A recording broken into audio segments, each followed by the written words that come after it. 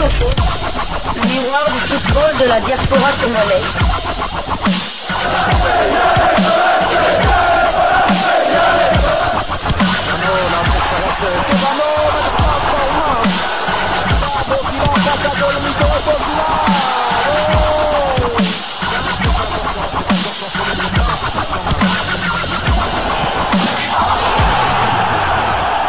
Diasco Foot, le miroir du football de la diaspora congolaise. Vous êtes sur Diasco Foot, le miroir du football de la diaspora congolaise. Diasco Foot vous dit bonjour, tout le plaisir est pour nous de vous retrouver, mais surtout de savoir que vous êtes nombreux en train de suivre votre chaîne YouTube dédiée uniquement aux footballeurs de la diaspora congolaise.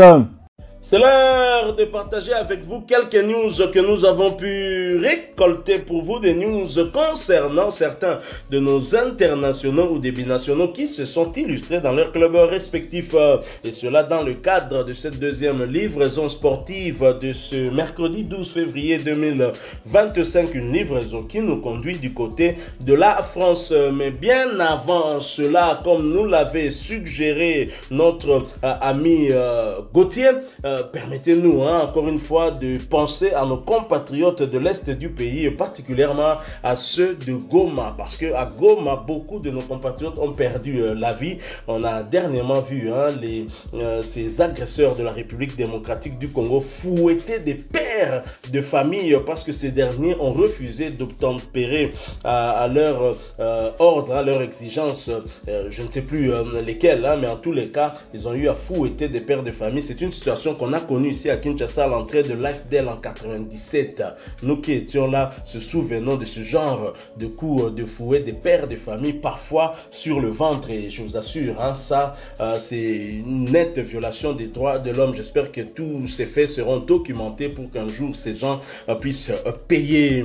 Alors, comme je l'ai dit, nous allons du côté de la France, dans la cité phocéenne, pour parler de notre demi-dieu, Chancel Mbemba Mangolo, l'homme du boulot, palais boulot, malgré que sportivement il passe des moments très difficiles à cause de son bras de fer avec Pablo Longoria, le président de l'Olympique de Marseille. Chancel Mbemba Mangolo ne perd pas pour autant le sourire. Et pour rappel, ça fait 8 mois que l'international congolais n'a plus joué en club. 8 mois, c'est beaucoup. Chancel Mbemba n'a eu du temps de jeu que dans la tanière des léopards. Avant, bien évidemment, que nous puissions un tout petit peu parler de l'état d'esprit de Léopard, cette photo qu'on a tous vue à la séance d'entraînement collective avec les joueurs de l'Olympique de Marseille, où Chancel Mbemba était tout souriant, comme si il n'avait aucun problème. Je ne sais pas si vous avez déjà regardé les dessins animés de Simba, le petit lion, avec les Mufasa, tout ça, Hakuna Matata. Donc sans aucun souci, Chancel Mbemba tout sourire comme si tout va bien, et pourtant ça fait 8 mois qu'il n'a plus joué. Un rappel des faits grâce aux médias Foot Africa qui parle une fois de plus de notre compatriote Chancel Mbemba dans un article intitulé Mercato Mbemba, Mampalis et Harit, ces stars africaines toujours dans l'impasse. Alors que le mercato hivernal a permis à de nombreux ambassadeurs de l'Afrique de rebondir, certains pourtant annoncés sur le départ se retrouvent toujours sans issue. Alors que le mercato d'hiver est officiellement clôturé, la rédaction de Foot Africa vous propose un focus sur 3 stars africaines qui espéraient un changement en vain. Chancel Mbemba, un avenir bouché à l'OM. Cadre incontesté des léopards de la RD Congo, Chancel Mbemba traverse une saison cauchemardesque à l'Olympique de Marseille. Totalement écarté de l'équipe, le rock congolais n'a disputé aucune minute sous les ordres de son nouveau coach Roberto De Zerbi, qui ne compte pas sur lui.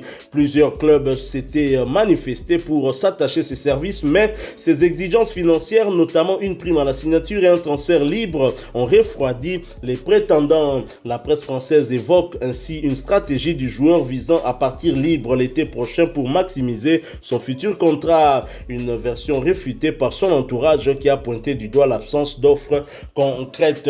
Alors je ne vais pas lire cet article dans son intégralité. Ce qui nous intéressait, c'était Chancel Mbemba Mangulu, et comme ils ont commencé par lui, c'était ça le plus important. Alors très cher confrère, Chancel Mbemba qui ne part pas parce qu'il n'y a pas eu d'offre concrète, une offre attrayante qui aurait pu l'attirer. Ça c'est la raison de Chancel Mbemba. Mais pour les Marseillais, Chancel Mbemba, c'était une stratégie. Et quelle était la stratégie alors des dirigeants de l'Olympique de Marseille? Chacun a peut-être regardé ses intérêts. Donc Tourbaka a mon 2 ans, au monde a intérêt, mais Chancel Mbemba reste égal à lui-même. Vous avez vu cette photo qui a marqué les esprits, la séance d'entraînement de l'Olympique de Marseille, en séance d'entraînement où on voit l'international congolais tout sourire, mais pourtant, oui, on a Betakate, Guetté, on a Kozongo Wapi.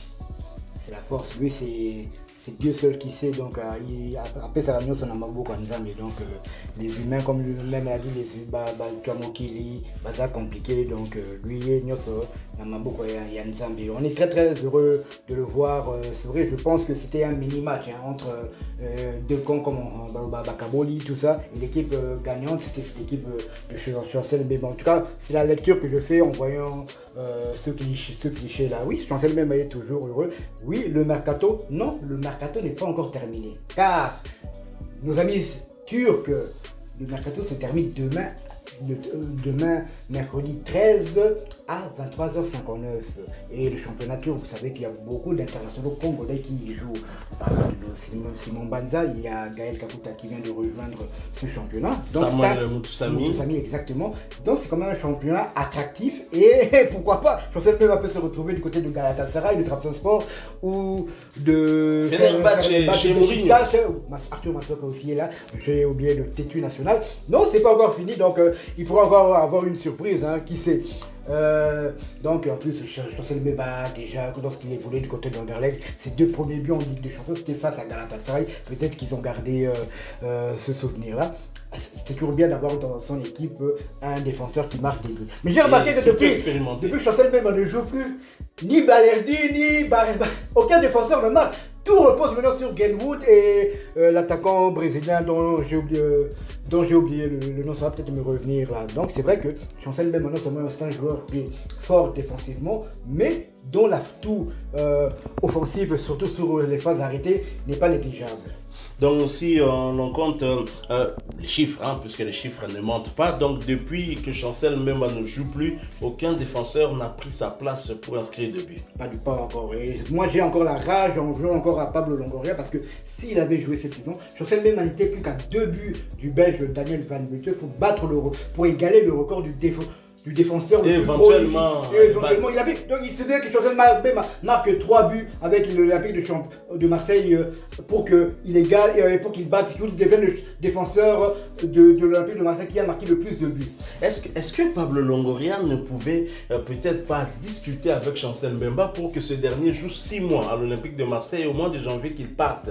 Un arrangement peut-être à l'amiable. Est-ce qu'il n'aurait pas pu proposer à Chancel Mbemba ça? C'est vrai que ça a un peu gâché on va dire ce contrat avec l'Olympique de Marseille, ce passage de Chancel Mbemba à l'Olympique de Marseille, surtout que vous parlez de ce record-là, mais Chancel Mbemba restera quand même dans l'histoire de cette équipe, même si Pablo Longoria essaye de flouer ça. Comme en République démocratique du Congo, on oublie souvent les réalisations de Mobutu, on retient qu'il était un dictateur. Tout à fait. Déjà, d'un point de vue des coupes européennes, c'est le défenseur qui a marqué le plus de buts pour l'Olympique de Marseille en Coupe d'Europe. Donc ce record-là risque de ne pas être égalé de sitôt, en sachant qu'un joueur, aujourd'hui, dès qu'il fait 1 ou 2 bonnes saisons, il est directement transféré dans un plus grand championnat ou dans une plus grande équipe.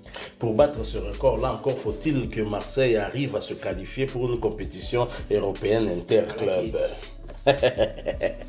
Voilà, nous sommes arrivés à la fin de cette deuxième livraison sportive de ce mercredi 12 février 2025. Vous l'avez aimé, laissez-nous un maximum de j'aime. Merci de partager avec nous en commentaire votre point de vue. Abonnez-vous sur cette chaîne Diascofoot parce que nous sommes le miroir du football de la diaspora congolaise. N'oubliez pas d'activer la petite cloche de notification histoire de ne plus rien manquer des prochains sujets que nous allons vous proposer encore une fois. Merci à vous, avec espoir de vous retrouver bientôt dans un autre sujet d'actualité. Mais en attendant, portez-vous bien. Diascofoot vous dit au revoir.